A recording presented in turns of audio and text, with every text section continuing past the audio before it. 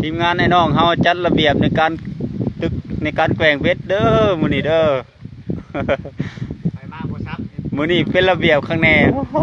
คักๆๆๆเพิ่นนี่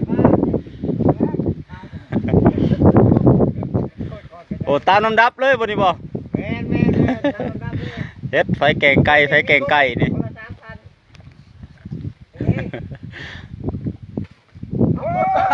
3,000 แม่นอีช้างนั่นเหงื่อแตกหมดแล้ว เอาก่อนเขาประกวดบ่ได้แล้วไอ้ดอกเด้อเจ้านะโอ้ไก่ขนาดพวกโอ้กายข้างว่างคือว่าเบาๆนี่หมูแกงนะโอ้ โอ้ยไอ้ดอนเอ้ยบ่สู้เขาแล้วเจ้า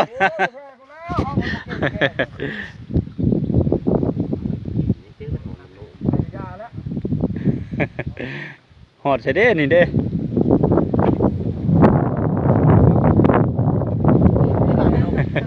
บนนั้นแล้วปลาใหญ่อยู่นะ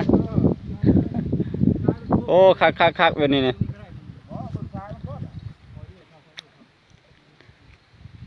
ผู้ละ3 คันมันนี่บ่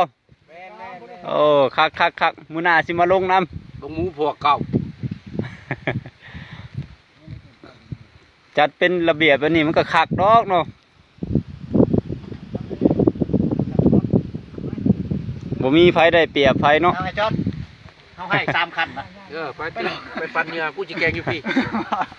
อันนี้ส่วนที่เหลือบ่นี่บ่ข้างโคกอยู่นี่ แม่น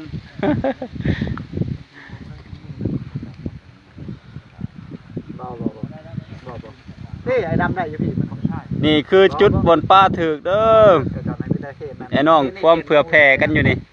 ให้เอกภาพกันผู้ละ3 คันถึกลุกกับบนนี่แล้วลุดดุกับบนนี่แล้ว พากันรุดนะขับรุดให้บอกแต่ละ ไม้กกเดือเด้อหัวลำเพียกไอ้น้อง